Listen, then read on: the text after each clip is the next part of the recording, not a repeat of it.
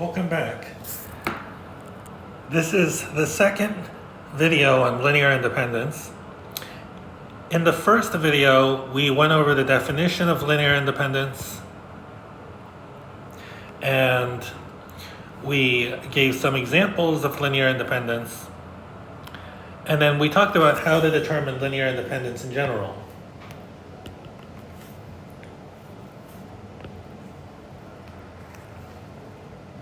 In this video, we'll talk more about the intuition behind what linear independence is trying to get at, and we'll also see some ways to determine independence by inspection. And let's talk about the independence by inspection first. So, determining linear independence by inspection.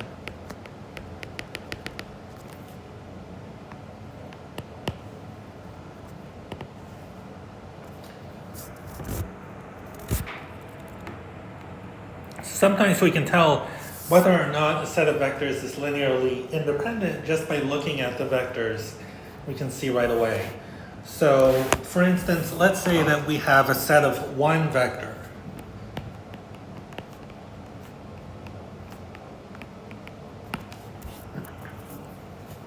Then the theorem is that a set consisting of one vector is linearly dependent if and only if V is the zero vector. So in other words, if you have a vector that's not the zero vector, that set consisting of just that one vector, that one non-zero vector, is linearly independent. Okay. So let's see why this is true.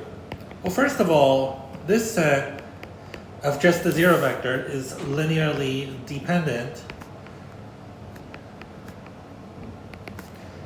because, so remember, so you have this vector V, which is the zero vector, and the question is it possible to take a non-trivial scalar multiple of V to get the zero vector? Well, yes, because 1 times the zero vector is the zero vector. This is a non-trivial solution to C times the zero vector is the zero vector. Right? You don't have to take 0 of this vector to get the zero vector.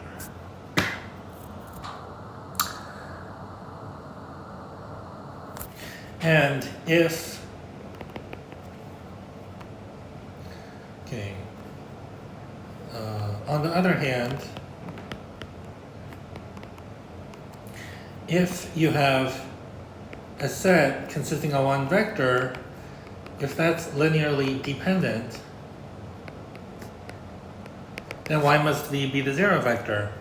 Well, if the set V is linearly independent, then that means that, what does that mean? There is a non-zero scalar C such that C times V is the zero vector. Well, if C is non-zero, what can we, how can we use this equation to conclude that V is the zero vector? We can divide both sides by C, right? We can multiply both sides by C, so multiply by 1 over C. So 1 over C, CV is 1 over C of the zero vector, and then that tells me on the left-hand side I have V, and on the right-hand side I have the zero vector. So V is the zero vector. So that's the proof that if you have a singleton set, a set consisting of one element, and it's linearly dependent, it must be the zero vector. And if you think about what that's saying logically, that's equivalent to saying that if your vector is not the zero vector, then that set is linearly independent. So that is how you deal with a set of one vector. Let's move on to sets of two vectors. So a set of two vectors. Well, what happens here, so let's say that you have a set consisting of two distinct vectors, v1 and v2.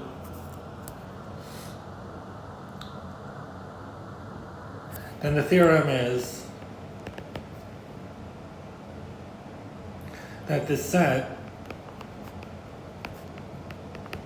consisting of these two vectors is linearly dependent if and only if one of v1, v2 is a scalar multiple of the other.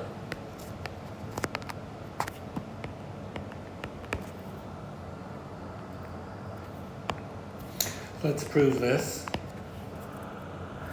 So let's do the forward direction. So suppose that this set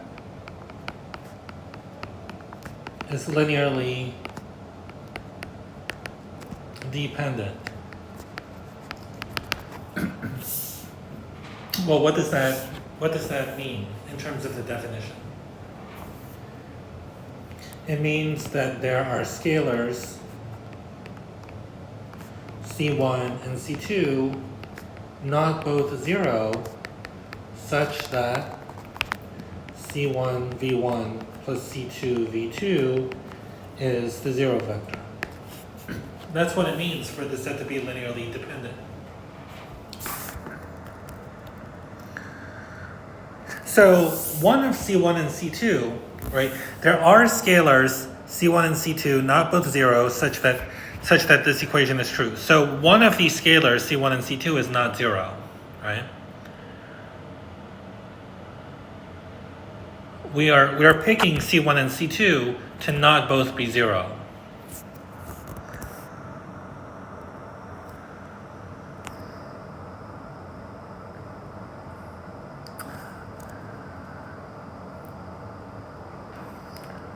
Well, if C1, so either C1 is not 0 or C2 is not 0. If C1 is not 0, well, so this equation is the same as saying that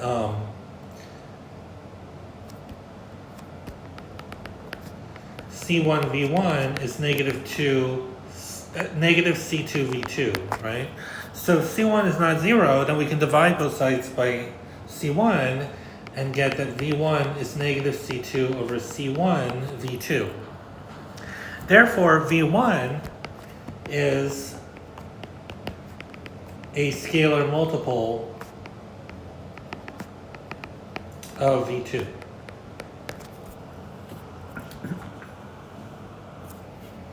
And similarly,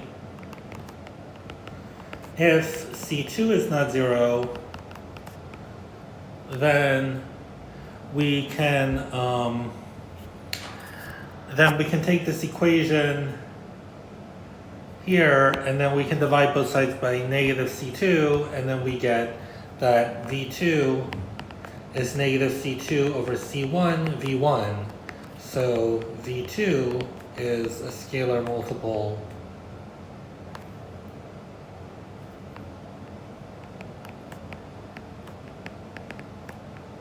of V1.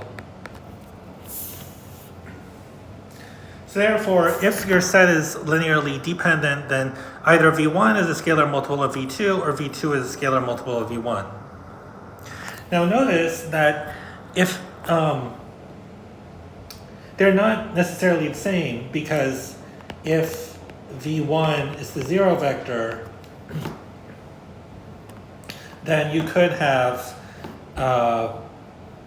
then V1 is 0 V2, right? So V1 is a scalar multiple of V2, but V2 is not a scalar multiple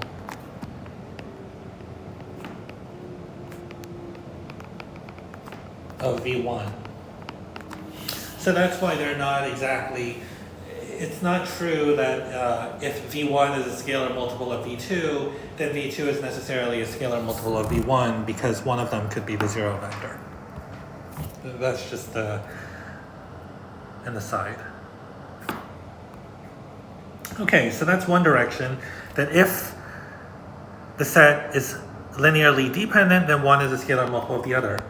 Now, if one of the vectors is a scalar multiple of the other, then why must the set be linearly dependent? So conversely,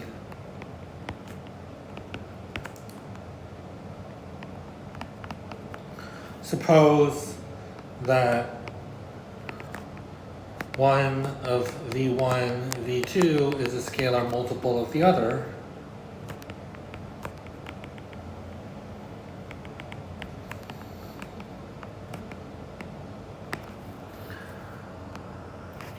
Okay. Well, the argument's the same either way, but let's say that v1 is a scalar multiple of v2. If v1 is, say, c times v2, then how can we get a non-trivial linear combination of v1 and v2 that's the zero vector?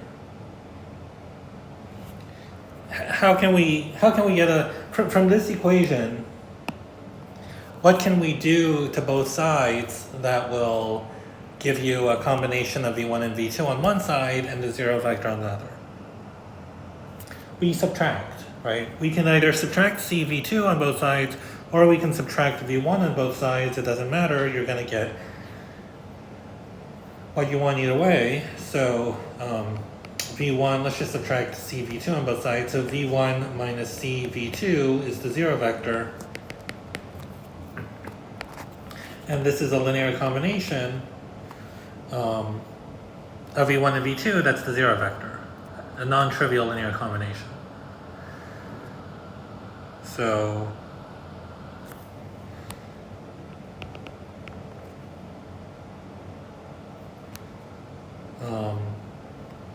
since v1 minus cv2 is a non-trivial linear combination that equals 0,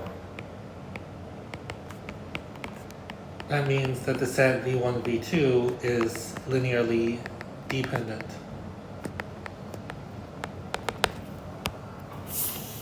And you can imagine that this similar argument is true if v2 is cv1. You just replace the 1 and the 2. You just switch them, right? Then v2 minus cv1 is 0. And by the same argument, this is a non-trivial linear combination. It's the zero vector. So v1, v2 is linearly dependent.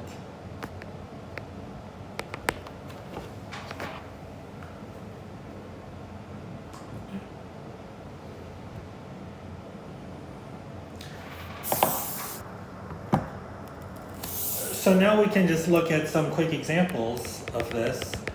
First of all, let's say that you had this set consisting of 1, 2, 0. Right? This is linearly independent.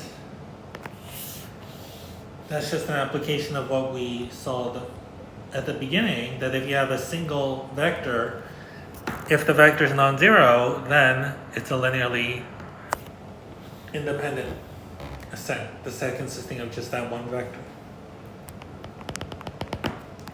Okay, what about these vectors 1, 2, 3, 6? This is linearly what? This is linearly dependent.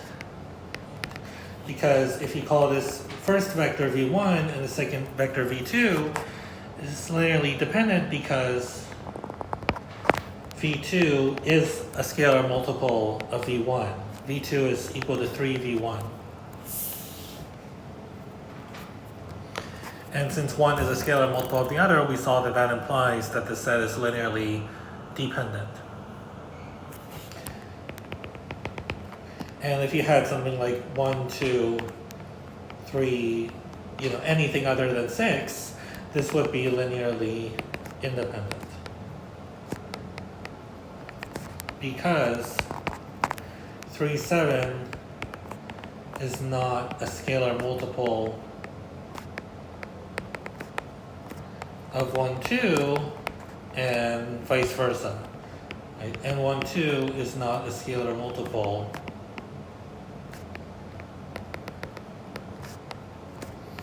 of 3, 7.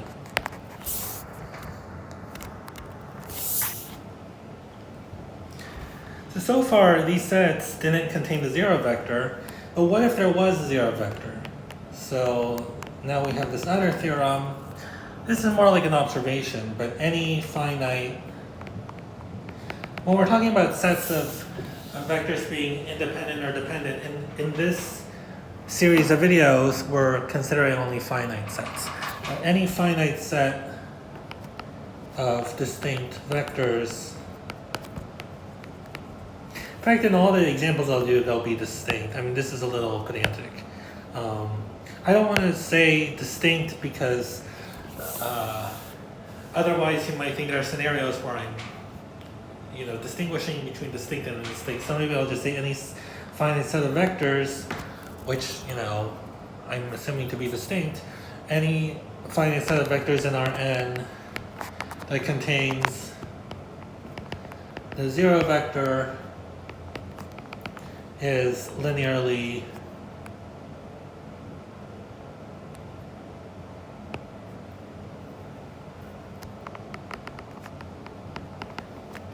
dependent.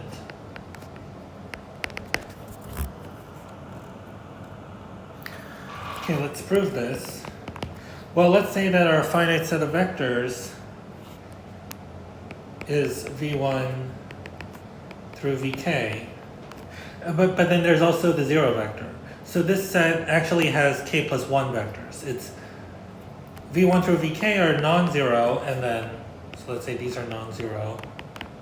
And then you have the zero vector. So this actually has k plus 1 elements in it. Remember, this set is linearly dependent.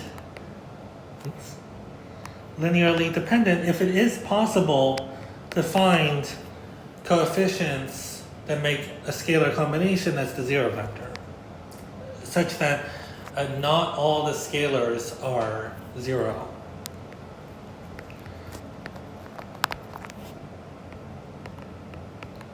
But since you have the zero vector in there, we can do it, because 0 v1 plus dot dot dot plus 0 vk plus, and what should our last scalar be?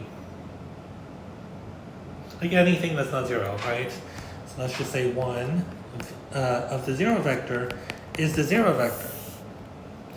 And this is a non-trivial linear combination because we have a non-zero coefficient of 0, like of the zero vector, right? Our non-zero number is 1. So this is a non-trivial linear combination of 0, v1 through vk that equals the zero vector. And that's the proof. So whenever you have a set of vectors that contains the zero vector, it's linearly dependent.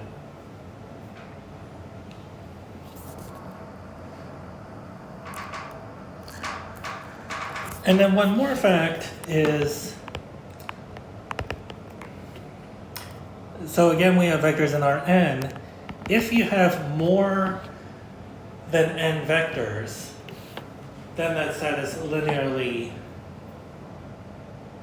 dependent. So if k is bigger than n, and no, maybe I'll say it like this. If k is bigger than n, then any set of k vectors, and I'm assuming that they're k distinct vectors, okay, I'm not taking one vector and repeating it over and over and over. Any set of k vectors in Rn is linearly dependent.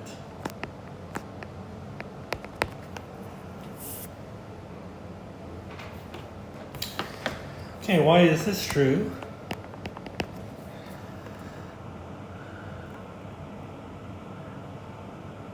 Okay, so let's say that I have these k vectors v1 through vk, right? And I have more than n of them. Well, let's see what happens if I take my matrix A, which is obtained by making the columns v1 through vk. So suppose that v1 through vk are vectors in Rn and form the matrix A, which is this. Right? This is an n by k matrix.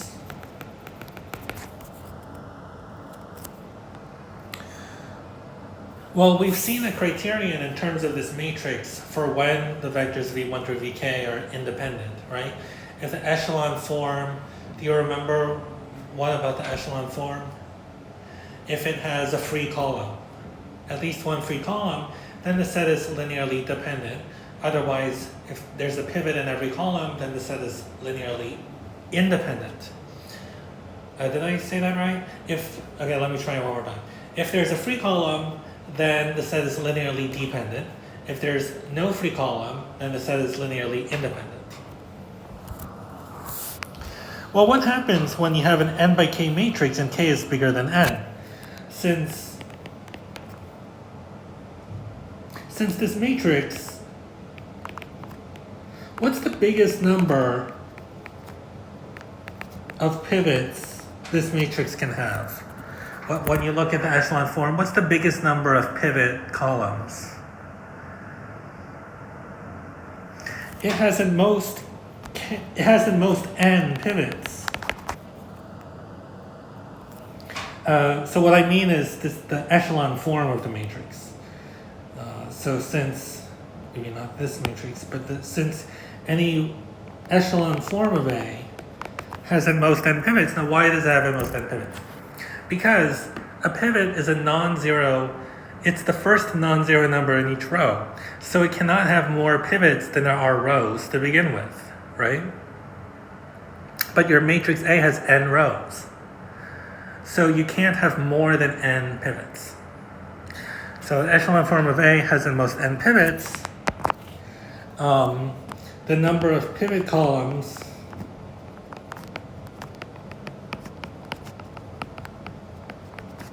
is at most n.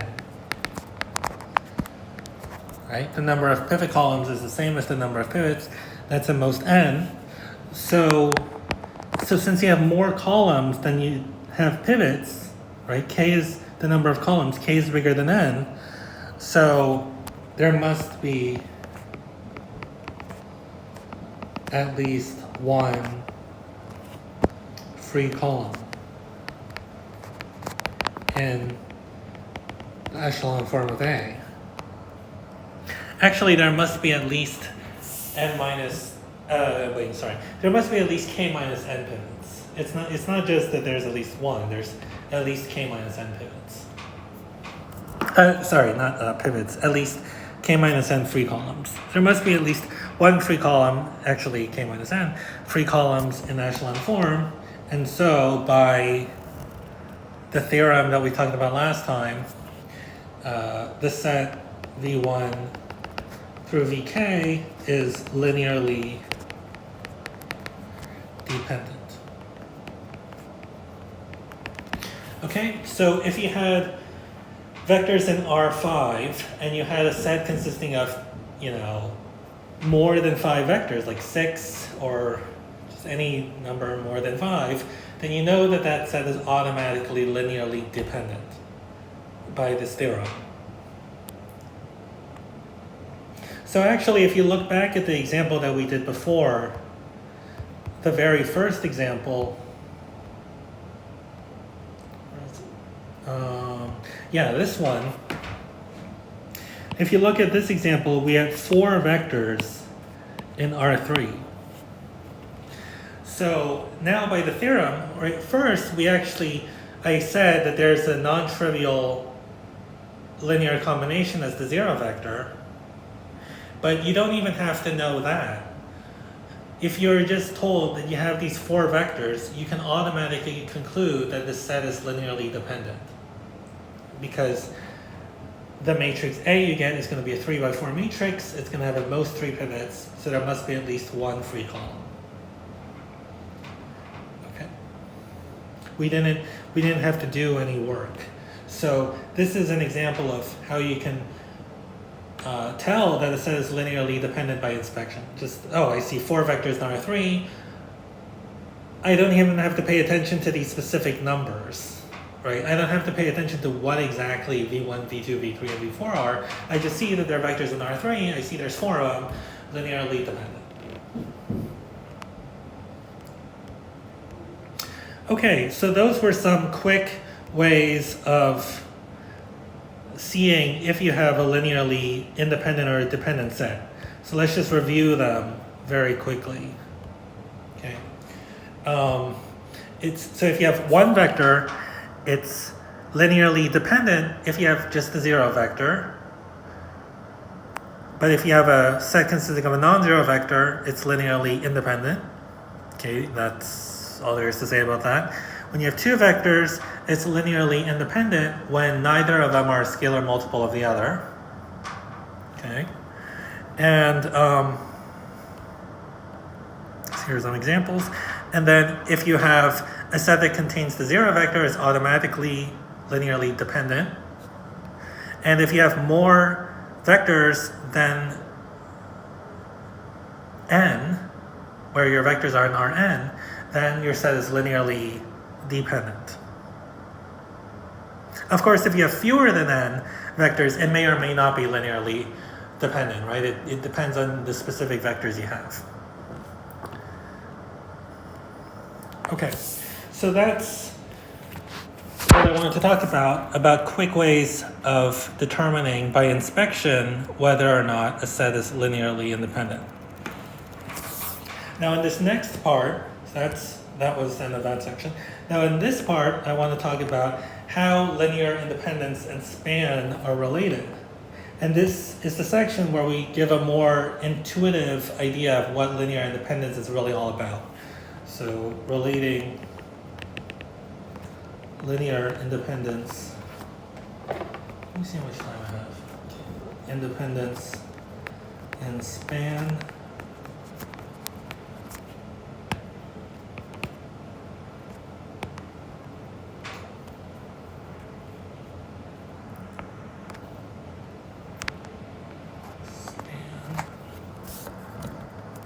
The theorem is, this is sort of, we already have sort of seen this before in the case of 2 vectors, but the theorem in general is a set of 2 or more vectors in Rn is linearly dependent precisely when, so if and only if,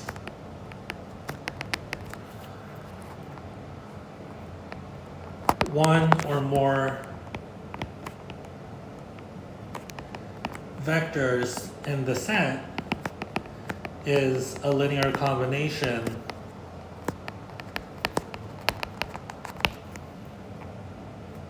of the other vectors in the set.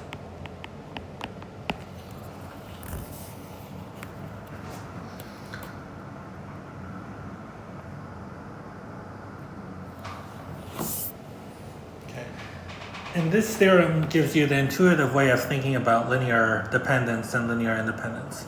So let's prove the theorem.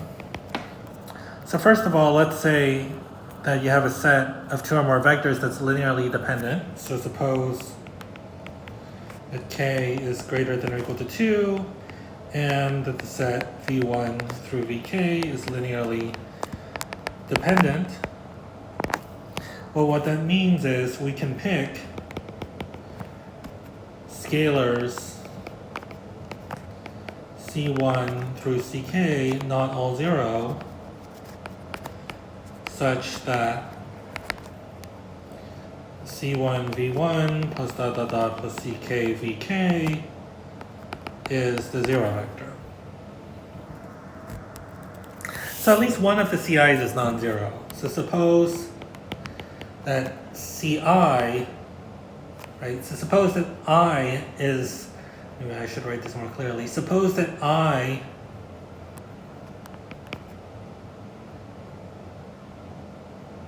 in the interval in the set from 1 through k is such that CI is non-zero. Right? We know that at least one of the CI's is non-zero. Then we can actually solve for VI. Then C1 V1 is negative, sorry, CI VI is negative C1 V1 minus dot dot dot minus CI minus 1 VI minus 1 minus CI plus 1 VI plus 1 minus dot dot dot minus CK VK. And then we can divide by CI and get that VI is negative 1 over CI C1 V1 plus dot dot dot plus CI minus 1 VI minus 1 plus CI plus 1 VI plus 1 plus dot dot dot plus CK VK.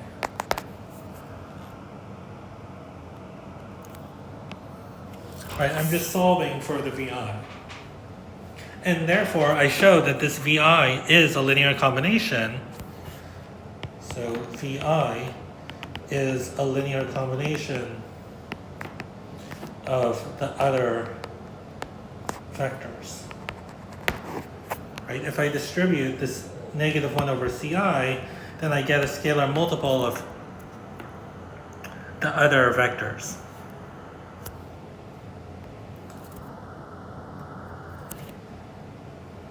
Okay, that's one direction. And then conversely, suppose that VI is a linear combination of the other vectors. So let's say that VI is A1 V1 plus dot dot dot plus AI minus 1 VI minus 1 plus AI plus 1 VI plus 1 plus dot dot dot plus AK VK. Well, then we can just subtract. So we're trying to show that the set V1 through VK is linearly dependent. And so we want to produce a non-trivial linear combination of those VI's that equals the zero vector. And again, I have this one vector on the left and then all those other vectors on the right, so we should subtract, right? Then if I just take away VI on both sides, I get A1 V1 plus dot dot dot plus AI minus 1 VI minus 1 plus, well, it's actually minus VI and then plus AI plus 1 VI plus 1 plus dot dot dot plus AK VK is the zero vector. And this is a non-trivial linear combination. Non-trivial linear combination of V1 through VK that equals the zero vector.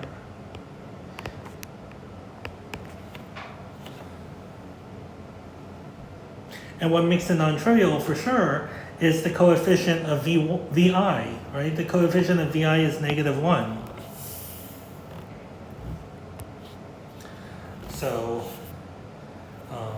So the set V1 through VK is linearly dependent.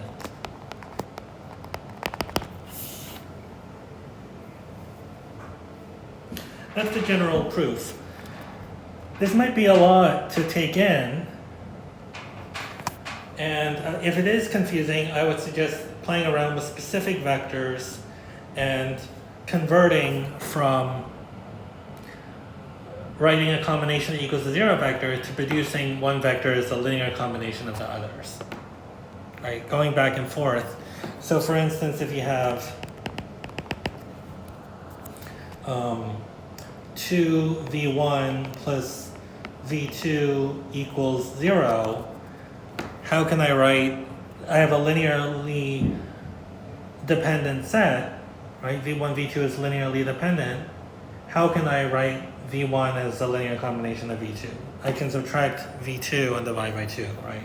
So this is if and only if v1 is negative 1/2 v2.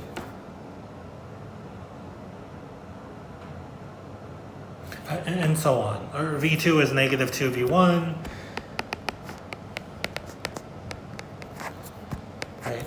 I can always go back and forth between writing one vector as a combination of the others and then an equation where I have 0 on one side and then this combination, non-trivial combination of the vectors on the other side.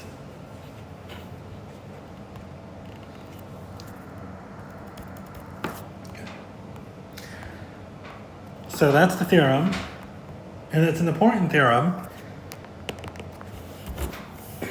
because now we have another way of thinking about linear dependence. It's if one or more of the vectors in the set is a linear combination of the others.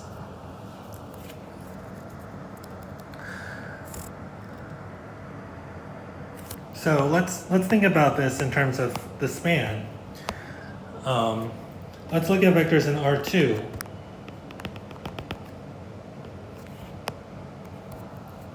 So first, here's your R2.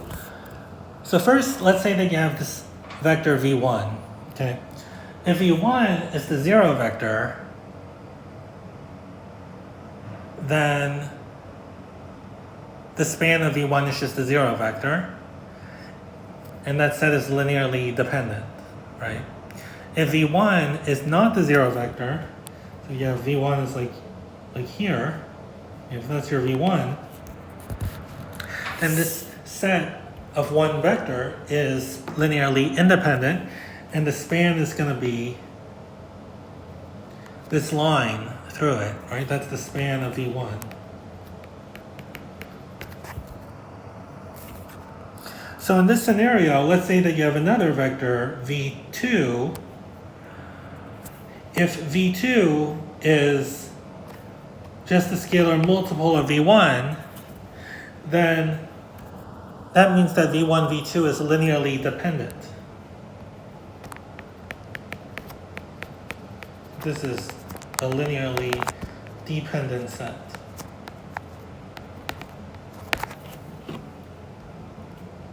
On the other hand, if you had a scenario where you had v1 like this, and then your v2 was not a scalar multiple, it's like here. Oh, it doesn't have to be 90 degrees. I mean, that wasn't intentional. Let's make your v2 like here. So let's say that's your v2. Well, then this set is linearly independent, right? This set is linearly independent because neither is a multiple of the other. And if you look at the span of v1 and v2, in the first example, it's just the span of v1. It's just this line. Okay, so this other example is not relevant. Okay, this span of v1 and v2 is the same as the span of v1. Like including v2 did not change the span. But if v1, v2 is linearly independent, neither is a multiple of the other, and so v2 is not in the span of v1. And since v2 is not in the span of v1, v2 is not in the span of v1. Since v2 is not in the span of v1, if you just have the span of v1, it's just this line, right? That's the span of v1. But if you look at span of v1 and v2, it's this whole, the span is all of R2. R2 is the span of v1 and v2. The span went up by one dimension in some sense. If you think of a line as being one-dimensional, the span of v1 and v2 is R2. We think of that as two-dimensional.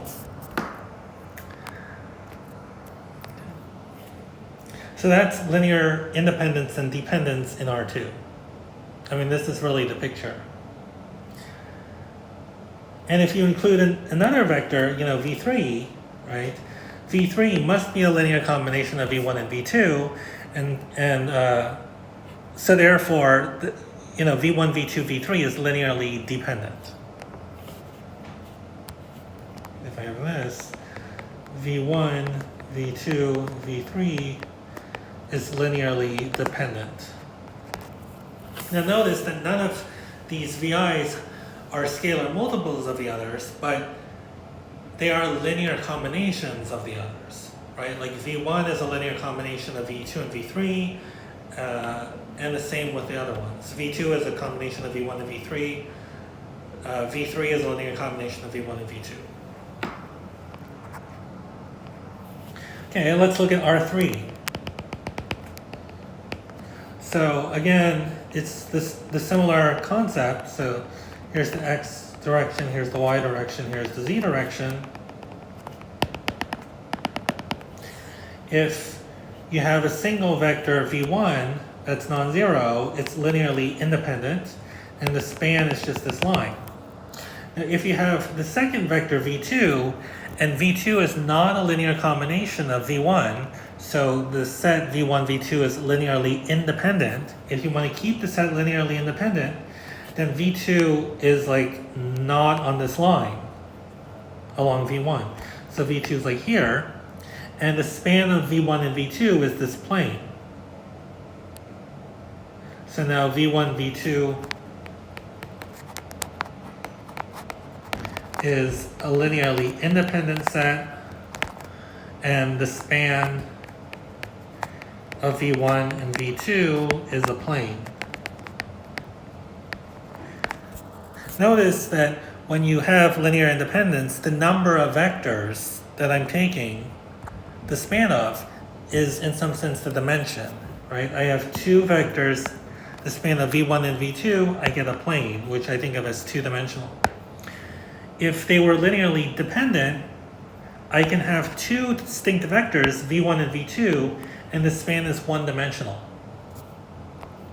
So every time, if you keep your set linearly independent, then every time you include a new vector and you look at the span, the dimension goes up by one.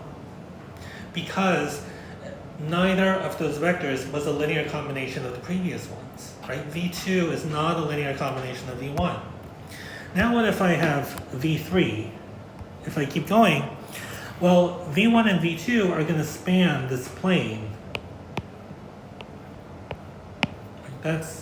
It's the plane that contains V1 and V2, so that's the span of V1. Oh, it's kind of messy.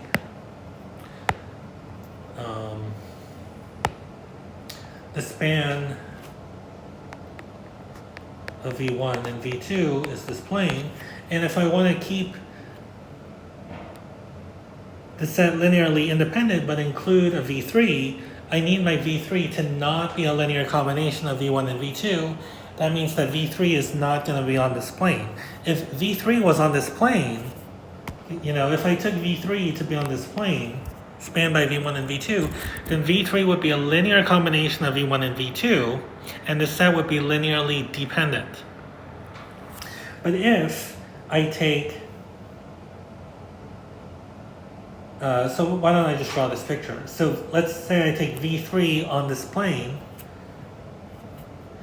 So if V3 is in the span of V1 and V2, then this set V1, V2, V3 is linearly dependent,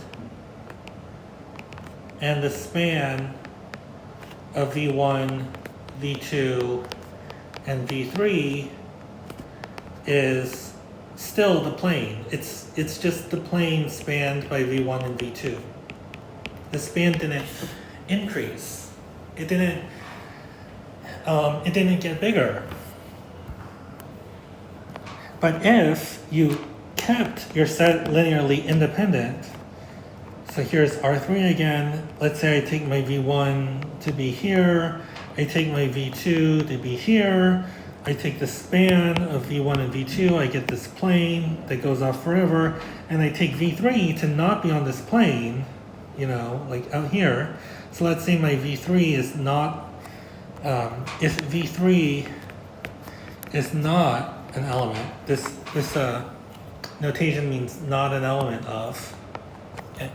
If V3 is not an element of the span of V1 and V2, so V3 is not a linear combination of V1 and V2, and V2 is not a linear combination, so V2 is not in the span of V1, and V3 is not in the span of V1 and V2, then this set V1, V2, and V3 is linearly independent, and my span of V1, V2, and V3 is going to be three-dimensional.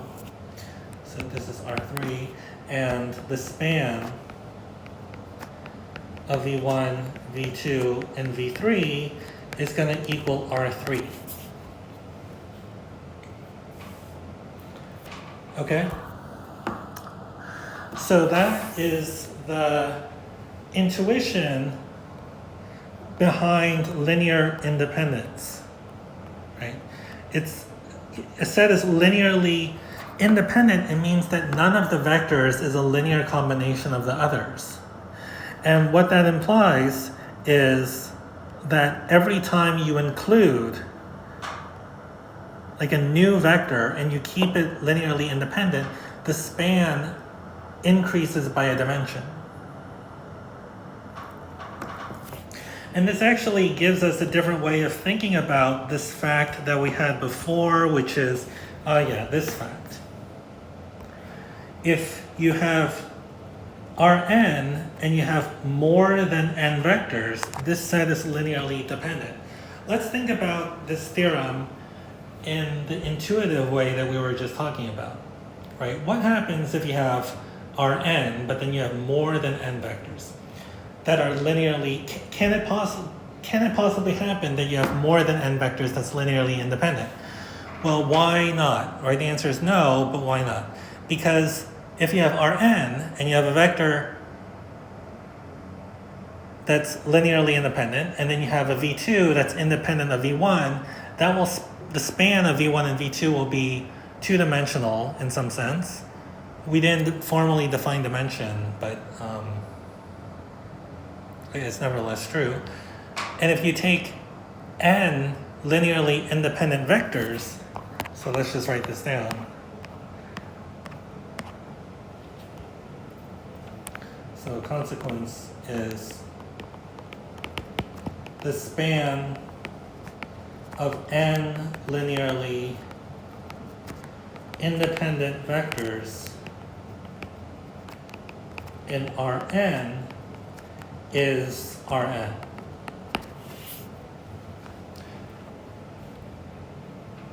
So if you have n linearly independent vectors in Rn, you already get all of Rn. So if you have another vector, right, that vector must be in Rn. Like that n plus 1th vector is going to be in Rn, so it must be in the span of the previous n independent vectors.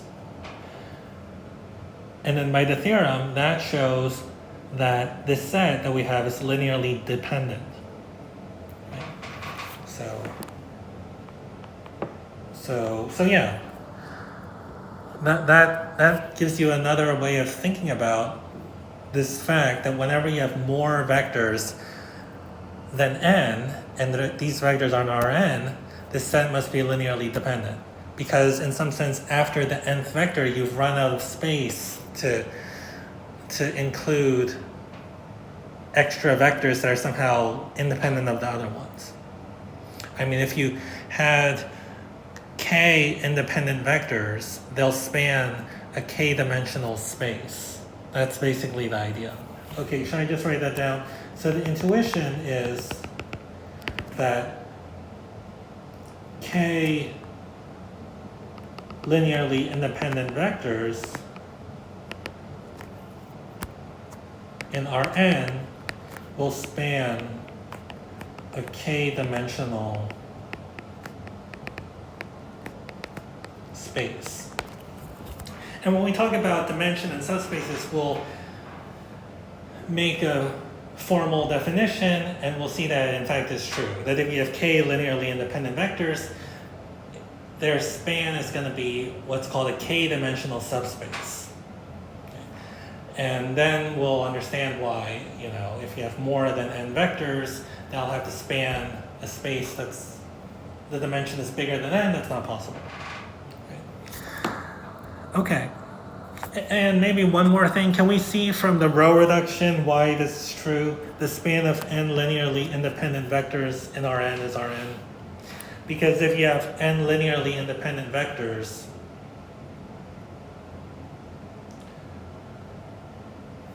V1 through Vk, and I form this matrix A, right? Oh, V1 through Vn. In Rn, I have a square matrix. And the echelon form, if I have this and I have V1 through Vn are linearly independent, what's the reduced through echelon form of A? I have to have a pivot in every column, right?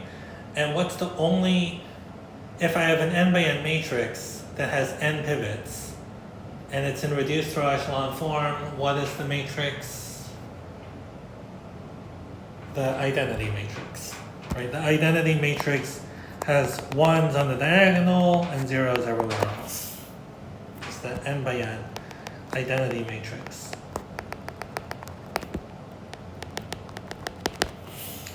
And we've seen, so since you have a pivot in every column, right? So echelon form of A has a pivot in every column. So here's the reason. There's a pivot in every column. And since you have a pivot in every column and you have a square matrix, the echelon form has a pivot in every row.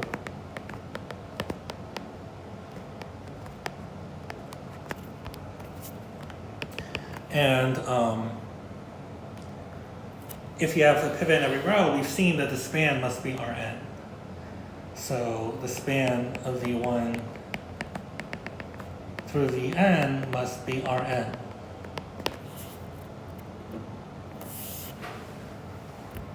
And that's what this is saying, that the span of these n vectors is Rn. And then that's the way to see it by using the row reduction procedure. But the intuitive way is if you have n linearly independent vectors, they'll span an n-dimensional space in Rn, and the only n-dimensional subspace of Rn is Rn itself. That's more intuitive. I think that's kind of more the way most people think about it.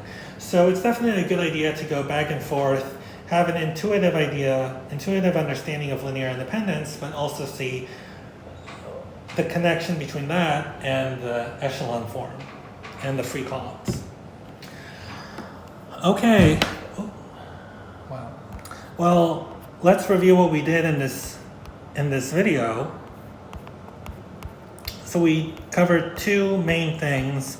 The first main thing was how to determine linear independence by inspection. Okay, we saw a bunch of ways of doing that.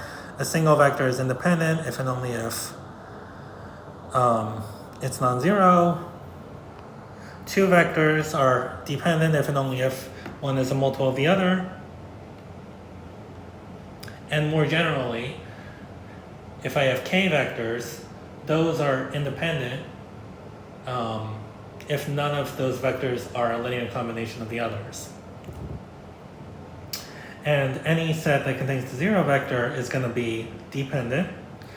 And if I have more than n vectors in Rn, that set must be linearly dependent. And we saw that that's really a consequence. We can think of that as a consequence of this way of connecting linear independence and span, which is that if you have two or more vectors on Rn, that set is linearly dependent if and only if at least one of those vectors is a linear combination of the others. And that's the intuitive way to think about linear independence. I mean, just thinking about linear independence as whether you can take a linear combination that's non-trivial and get the zero vector, I mean, that's not a very intuitive concept. But this idea that what we were talking about before, which is that when you have linearly independent sets, somehow the span is as big as possible. Every time you include a new vector and keep it linearly independent, the span gets bigger. That in particular increases by one dimension. That's a more intuitive way of thinking about linear independence and how it's related to span. Okay, and that's really all I want to say about linear independence. And so in the next video, we'll talk about linear transformations. Thanks.